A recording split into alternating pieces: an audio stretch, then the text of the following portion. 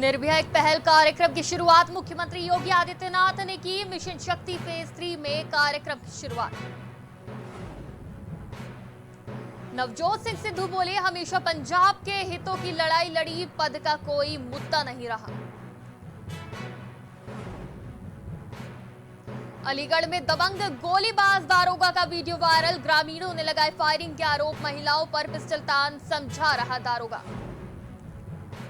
लखीमपुर खीरी में vaccination camp का किया गया आयोजन। प्राथमिक स्वास्थ्य केंद्र पर उमड़ी भीड़, 7,000 लोगों का हुआ वैक्सीनेशन। सिद्धार्थनगर में शराब तस्करों पर पुलिस की लगाम, 2 महिलाओं को किया गया गिरफ्तार।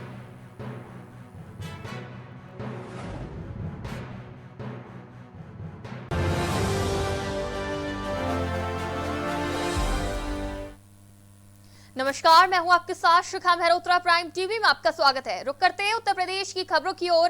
गोरखपुर के रामगढ़ ताल इलाके के तारामंडल स्थित होटल कृष्णा पैलेस में पुलिस की रूटीन चेकिंग के दौरान कानपुर के रियल एस्टेट कारोबारी मनीष गुप्ता की संदिग्ध परिस्थितियों में मौत हो गई। होटल के कमरे में उनके साथ रुके 2 दोस्तों और कानपुर से गोरखपुर पहुंची पत्नी का आरोप है कि पुलिस की पिटाई के चलते मनीष की मौत हुई है, जबकि एसएचओ रामगढ़ ताल जेएन सिंह का कहना है कि युवक नशे में धुत था। कमरे में गिरने के चलते उसके सिर में गंभीर चोट आई है, जिससे उसकी मौत हो गई। वहीं इस आरोप में एसएसपी ने इंस्पेक्टर समेत 6 पुलिसकर्मियों को निलंबित कर दिया है। वहीं पोस्टमार्टम होने के बाद मृतक की पत्नी ने शव लेने से इनकार कर दिया और पुलिस के सामने 3 मांगे रखी, जिसमें कुछ नामजद और अज्ञात पुलिसकर्मियों के खिलाफ मुकदमा दर्ज करने की मांग की गई है। आर्थिक सहायता और दोषी पुलिसकर्मियों के ऊपर कड़ी कार्रवाई की मांग की है। हालांकि सूत्रों की माने तो पुलिसकर्मियों पर मुकदमा दर्ज करने के साथ ही मृतक के पत्नी की सभी शर्तें मान ली गई है। तो कानपुर और गुरुग्राम से घूमने आए 3 दोस्त में से मौत हो गई है और आपको बता दें कि पुलिस पर आरोप लगा है, जबकि कई पुलिसकर्मियों को, आपको बता दें कि एसएसपी ने इंस्पेक्टर समेत 6 पुलिसकर्मियों को निलंबित कर दिया है। पोस्टमार्टम होने के बाद मृतक की पत्नी ने शव लेने से इनकार कर दिया और अपनी मांगे रखी है। आपको बता दें कि पुलिस के सामने 3 मांगे रखी है मृतक की पत्नी ने, जिसमें से कुछ नामजद और अज्ञात पुलिसकर्मियों के खिलाफ मुकदमा दर्ज करने की मांग की गई है। आर्थिक सहायता और दोषी पुलिसकर्मियों के ऊपर कड़ी कार्रवाई की भी मांग की गई है। हालांकि सूत्रों का कहना है कि पुलिसकर्मियों पर मुकदमा दर्ज करने के साथ ही मृतक के पत्नी ने सभी शर्तें मान ली हैं।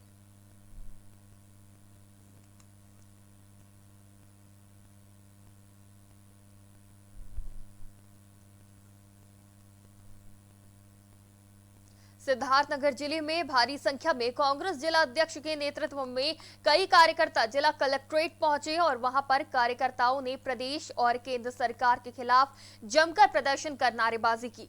बता दें कि 2 दिन पहले प्रतापगढ़ में पूर्व सांसद प्रमोद तिवारी और आराधना मिश्रा पर हुए मुकदमे को वापस करने की मांग को लेकर राज्यपाल को संबोधित ज्ञापन दिया गया और सरकार विरुद्ध जमकर नारे भी लगाए गए।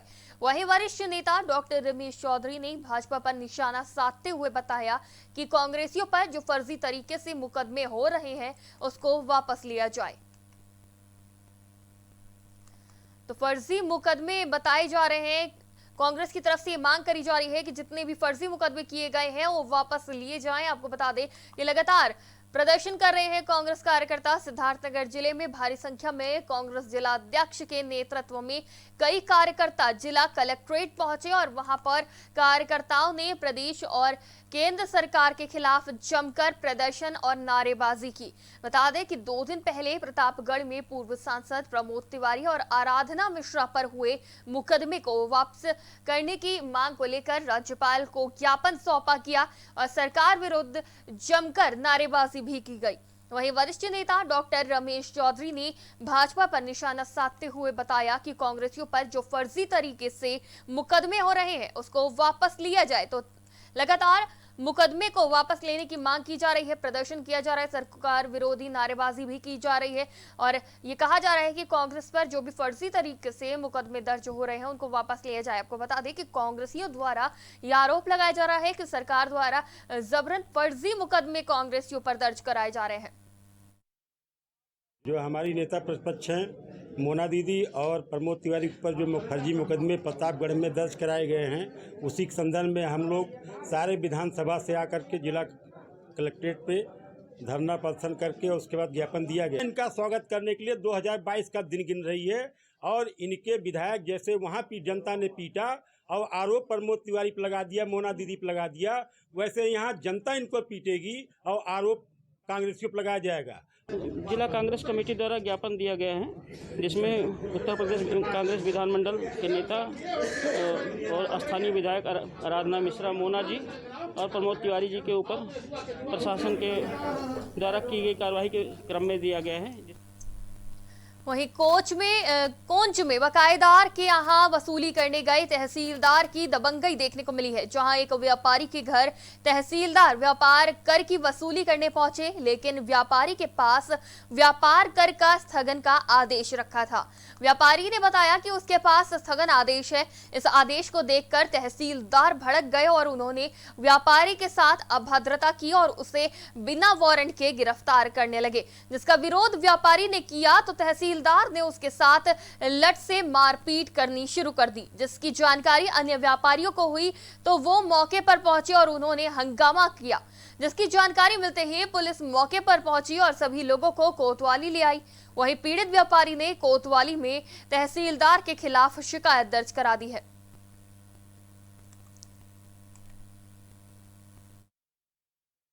मामला कुछ नहीं है, लेकिन मामला इन तहसीलदार साहब ने कुछ अपना प्रेस्टीज पॉइंट बनाया है। इसमें मामला कुछ नहीं है। ये बाणजकर का ये टैक्स था, उसमें हमने ST 45 कंप्लीट करा रखा था, लेकिन ये अपनी बाहुबली के कारण प्रशासन के साथ आते हुए और हम लोगों पे आते ही तुरंत लाठी बरसाना चालू कर दी और उसका वीडियो भी है। वीडियो पे आरोप है कि 11 करोड़ का 25 दिसंबर से और 2 मई तक ये निकाले हैं, घोटाला किए हैं। इसका हिसाब हम लोगों को देते हैं, किस मद में खर्च किए हैं, कहाँ खर्च किए हैं, हम लोगों को हिसाब देते इसका। तो दबंगई देखने को मिली है। कोंच से ये मामला सामने आया है। जालौन के कोंच में बकायेदार के यहाँ जब वसूली करने गए तहसीलदार, तो वहां पे तहसीलदारों की दबंगई देखने को मिली। एक व्यापारी के घर तहसीलदार व्यापार कर की वसूली करने पहुंचे थे, लेकिन वहां पे व्यापार कर की वसूली करते हुए दबंगई देखने को मिली है तहसीलदारों की। व्यापारी के पास व्यापार कर का स्थगन का आदेश भी रखा हुआ था। व्यापारी ने बताया कि उसके पास स्थगन आदेश है। इस आदेश को देखकर तहसीलदार भड़क गए और उन्होंने व्यापारी के साथ अभद्रता की और उसे लाठी डंडों से जमकर पीटा। आपको बता दें कि इसके बाद उसे बिना वारंट के ही गिरफ्तार कर ले जाने लगे, जिसका विरोध व्यापारी ने किया तो तहसीलदार ने उसके साथ लाठी डंडे से मारपीट करनी शुरू कर दी और जिसकी जानकारी जब अन्य व्यापारियों को हुई तो सभी व्यापारी मौके पर पहुंचे और उन्होंने हंगामा करना शुरू किया। इस पूरी घटना की जानकारी जब पुलिस को मिली तो पुलिस मौके पर पहुंची और सभी लोगों को कोतवाली ले गई। वहीं पीड़ित व्यापारी ने कोतवाली में तहसीलदार के खिलाफ शिकायत दर्ज करा दी है।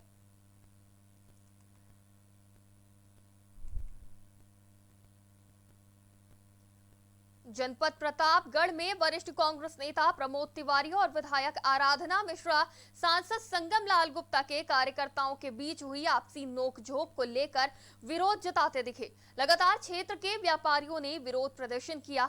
इसी क्रम में लालगंज नगर क्षेत्र में व्यापार मंडल अध्यक्ष उदय शंकर द्विवेदी और अन्य व्यापारियों ने अपनी अपनी दुकानें बंद करके विरोध जताया। इसी को लेकर हमारे संवाददाता ने व्यापार अध्यक्ष उदय शंकर दुबे से बात की। आप भी देखिए। हमारे व्यापारी जो आज बंद किए हैं सर, उनकी सबसे बड़ी बात यह है सर कि माननीय प्रमोद तिवारी जी की लोकप्रियता, उनके काम की लोकप्रियता, उनके सुख दुख में पहुंचने की लोकप्रियता, हर व्यापारी बगैर कहे आज अपने प्रतिष्ठान बंद कर रखे थे। और हम लोग अपने व्यापारियों को आपके चैनल के माध्यम से बधाई देते हैं कि जो इस तरह का उन्होंने पूर्वबंदी की, नेताजी के प्रति, हमारी दीदी मोना जी के प्रति विश्वास जताया। क्या मांग है व्यापारियों की इस बंदी को लेकर?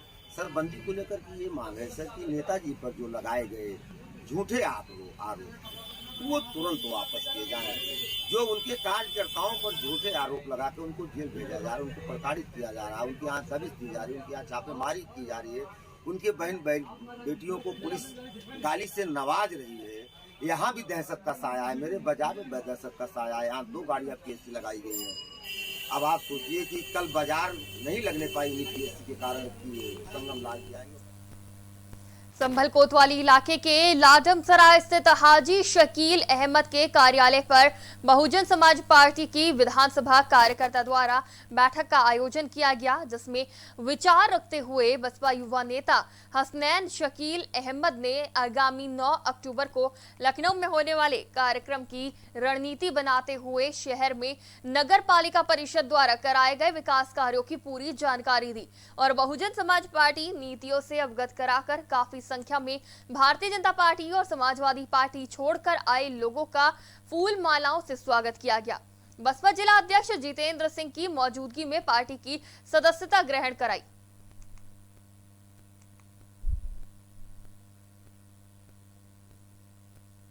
लखीमपुर खीरी में शासन के निर्देश पर नगर मैलानी के प्राथमिक स्वास्थ्य केंद्र पर वैक्सीनेशन कैंप लगाया गया। वहीं वैक्सीनेशन कैंप का आयोजन कराने को लेकर केंद्र पर काफी भीड़ देखने को मिली। वहीं भीड़ को कंट्रोल करने के लिए पुलिस का सहारा लेना पड़ा।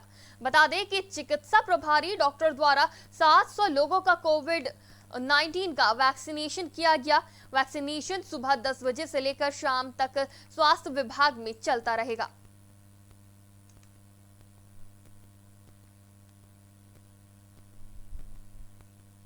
आजमगढ़ जिले के कोलघाट के ग्रामवासी और शहरवासी मूसलाधार बारिश से परेशान हो गए हैं। मूसलाधार बारिश से हुए जल जमाव और बाढ़ का पानी शहर में घुस जाने के कारण लोग बुरी तरह से प्रभावित हुए हैं। बिजली, पानी और जल भराव के कारण जीवन अस्त व्यस्त हो गया है। पिछले कुछ दिनों से प्रशासन द्वारा जल निकासी की व्यवस्था अपर्याप्त नाकाफी बनकर रह गई है और लिहाजा जल निकासी के लिए पर्याप्त मात्रा में समुचित व्यवस्था कर अविलंब जल निकासी की व्यवस्था कराने की मांग की गई है।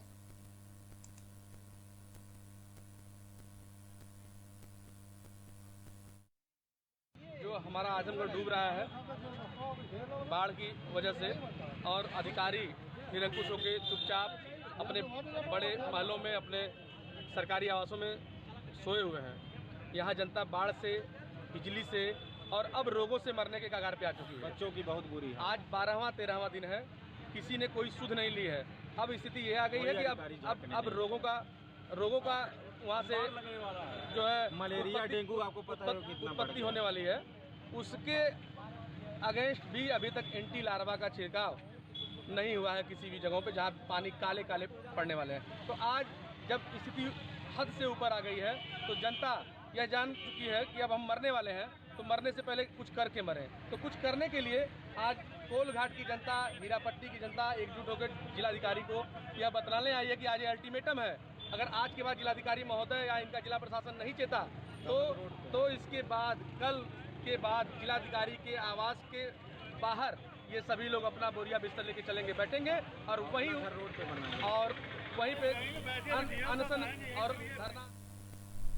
एक और उत्तर प्रदेश के डीजीपी पुलिस की कार्यशैली में सुधार लाने के लिए जनता के बीच सामान्य बनाने की बातें करते हैं, तो वहीं दूसरी ओर चंद पुलिसकर्मियों के द्वारा वर्दी का गलत इस्तेमाल करते हैं, जनता के बीच दुर्व्यवहार किया जाता है। मामला अलीगढ़ के थाना चंदौस क्षेत्र का है, जहां पर कब्रिस्तान की जमीन को लेकर बीते दिनों से विवाद चल रहा है। प्रशासन के द्वारा उस जमीन पर रामलीला कमेटी का ग्राउंड बनाया जा रहा है। वहीं मुस्लिम पक्ष का कहना है कि ये कब्रिस्तान है, यहाँ की कब्रों में उनके बुजुर्ग सुपुर्दे खाक हुए हैं। यही कारण है कि वो इस जगह पर रामलीला मैदान नहीं बनने देना चाहते हैं, जिसका एक वीडियो भी सोशल मीडिया पर काफी दिनों पहले ही वायरल हुआ था। वहीं आज कब्रिस्तान की जमीन पर निर्माण कार्य को देख मुस्लिम पक्ष आग बबूला हो गया। उनके द्वारा निर्माण की जगह पर फर्ज बिछाकर शांति प्रदर्शन शुरू कर दिया गया, जिसके बाद गुस्साए दबंग दरोगा के द्वारा महिलाओं को पिस्तौल की शय पर समझाना शुरू किया गया। दबंग दरोगा की दबंगई देखकर कुछ महिला आग बबूला हो गई, तो कुछ दबंग दरोगा ने 2 फायर भी कर दिए। महिलाओं का आरोप है कि इससे वो बाल बच गई। इसकी वीडियो भी सोशल मीडिया पर तेजी से वायरल हो रही है।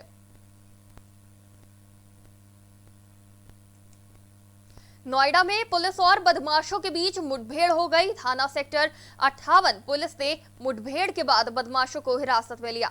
वहीं इस मुठभेड़ में बदमाश के पैर में गोली लग गई। दोनों लुटेरों के पास से 4 लूटे गए मोबाइल, 1 तमंचा, 1 कारतूस और बिना नंबर प्लेट की मोटरसाइकिल बरामद की गई। लुटेरों पर 2 दर्जन से ज्यादा आपराधिक मामले भी दर्ज हैं।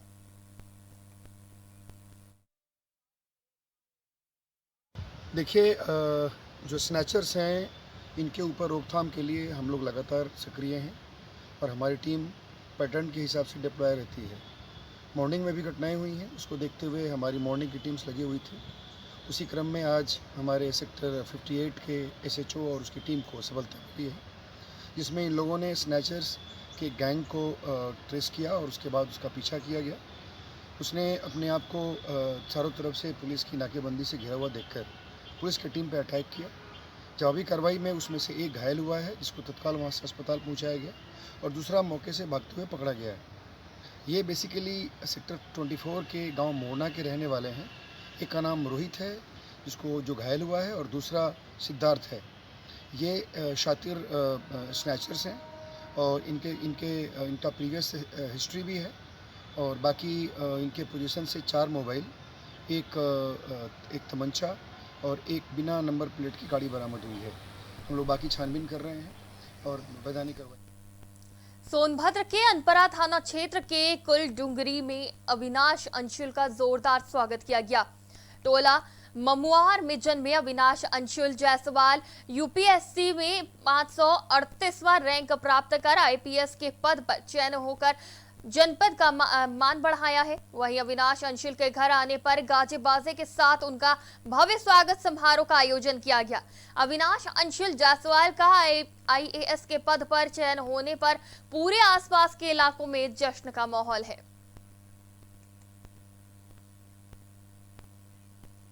मुरादाबाद जनपद और मुंडापाड़े थाना इलाके के दिल्ली लखनऊ हाईवे के दलपतपुर में उस समय हड़कंप मच गया जब एक ट्रक ने अचानक ब्रेक लगाने से भीषण सड़क हादसा हुआ। हादसे में पीछे से आ रहे तेज रफ्तार में ट्रैवलर अनियंत्रित होकर ट्रक से टकरा गई, जिसमें हादसे में 3 लोग गंभीर रूप से घायल हो गए हैं और बाकी ट्रैवलर में बैठे लोगों के मामूली चोट आई है। स्थानीय ग्रामीणों ने कड़ी मशक्कत के बाद ट्रैवलर में फंसे लोगों को रेस्क्यू करके बाहर निकाला। घायलों को उपचार के लिए जिला अस्पताल भेजा गया, जहां घायलों का उपचार डॉक्टरों द्वारा किया जा रहा है।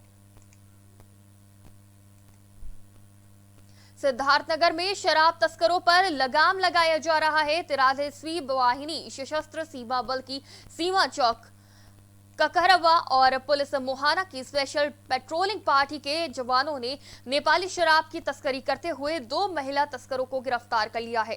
बता दें कि तस्कर अवैध रूप से नेपाल से शराब भारत लाते थे। नेपाली शराब की 56 बोतल की तस्करी करते हुए गिरफ्तारी की गई है।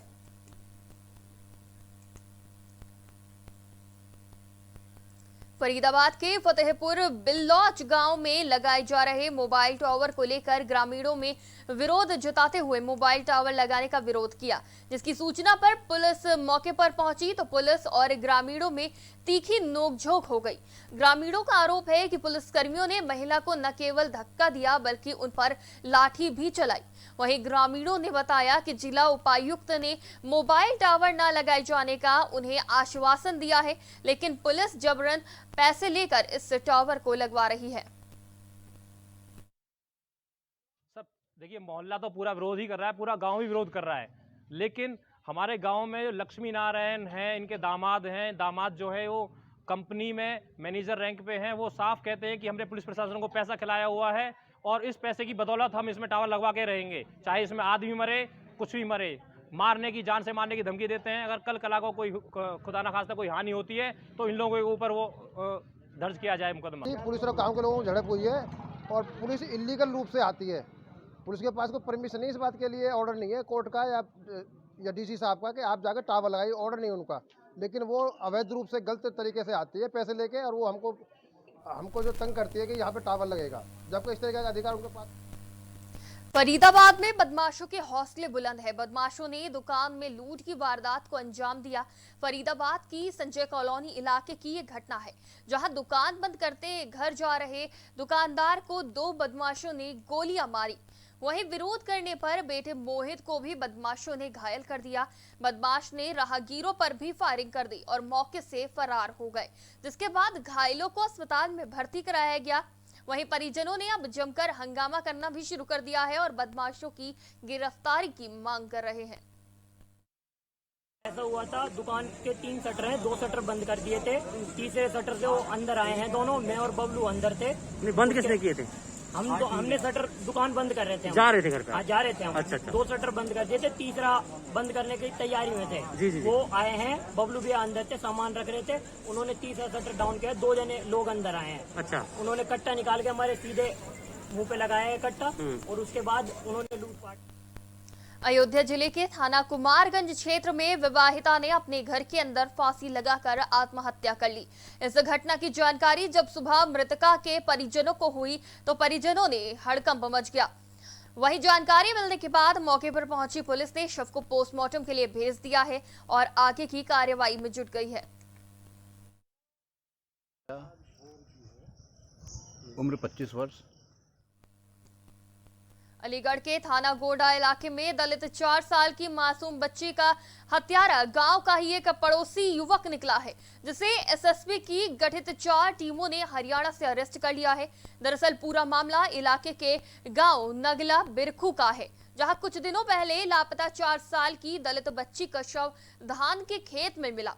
वहीं शव मिलने के बाद परिजनों और ग्रामीणों में आक्रोश है। परिजनों और ग्रामीणों ने बच्ची की रेप के बाद हत्या की आशंका जताते हुए खूब हंगामा भी काटा था। वहीं आक्रोशित भीड़ और पुलिस के बीच झड़प की तस्वीरें भी सामने आई थी। वहीं इस वारदात के बाद बसपा सुप्रीमो मायावती ने ट्वीट कर मामले को गंभीरता से लेते हुए कार्रवाई की मांग भी की थी, जिसके बाद पुलिस ने मामले की गंभीरता से जांच करते हुए आरोपी को गिरफ्तार कर लिया है। गोंडा क्षेत्र अंतर्गत एक परिवार ने बताया कि उनकी 4 साल की बच्ची गुमशुदा हो गई है। उपरोक्त सूचना के आधार पर तुरंत कार्रवाई करते हुए पुलिस ने मुकदमा दर्ज कराया और साथ ही पुलिस की टीमें परिवार के साथ बच्ची को ढूंढने के लिए लगा दी। इसमें देर रात सर्च ऑपरेशन चला और सुबह लगभग 11:30 बजे गांव के पास ही धान के खेत में, जहां कुछ पानी काफ़ी मात्रा में बह भी रहा था और पानी का खड्डा वहां पे था, वहां पर बच्ची के शव को बरामद किया गया। गंभीरता को देखते हुए पंचायतनामा करते हुए पैनल से उसका पोस्टमार्टम कराया गया और फॉरेंसिक एक्सपर्ट की मौजूदगी में पोस्टमार्टम कराया गया। पाया गया है उपरोक्त अपराधी के विरुद्ध कठोरतम दंडात्मक कार्रवाई के आदेश। ताजनगरी आगरा में पुलिस को बड़ी सफलता हासिल हुई है। आपको बता दें कि 17 सितंबर को आगरा के थाना एतमादुल्ला स्थित राधिका प्लाईवुड कांच सेंटर की दुकान में बदमाशों ने लूट का प्रयास किया। लूट में नाकाम होने पर बदमाशों ने सुशील चौहान की गोली मारकर हत्या कर दी और फरार हो गए। बता दें कि बाद में इलाका पुलिस लगातार इन बदमाशों को पकड़ने के लिए दबिश दे रही थी। वहीं मुखबिर की सूचना मिलते ही एसओजी और थाना पुलिस ने कॉम्बिंग कर 2 बदमाशों को पकड़ लिया था। वहीं एक बदमाश राजेश, जो कि मुख्य सरगना है, पुलिस पर फायरिंग करता हुआ वहां से भागने लगा। तभी जवाबी फायरिंग में पैर में गोली लग गई, जिसके बाद उसे जिला अस्पताल में भर्ती करा के इलाज चल रहा है। वहीं पकड़े गए 2 बदमाश सनी बघेल और आकाश बघेल के पास से 3 तमंचा और 5 जिंदा कारतूस बरामद हुए हैं। साथ ही घटना में प्रयुक्त की गई बाइक भी बरामद की गई है। सभी बदमाशों पर आगरा पुलिस विधिक कार्रवाई कर जेल भेज रही है। थाना एतमादौला में 624/21 मुकदमा पंजीकृत किया गया था 17 तारीख को। उसमें एक दुकान में लूट करने के प्रयास में एक व्यक्ति को गोली लग गई थी और उसकी मृत्यु हो गई थी। उसी के क्रम में आज मुखबिर की सूचना पे पता चला कि वो लोग इधर से गुजरने वाले हैं, यहाँ से भागने की फिराक में हैं। तो थाना एतमादौला की टीम और एसओजी की टीम ने कॉम्बिंग किया और उनको पकड़ा है। पकड़ने के दरमियान 2 लोगों को गिरफ्तार किया गया। तीसरा व्यक्ति भाग रहा था और उसने पुलिस पार्टी पर फायरिंग की।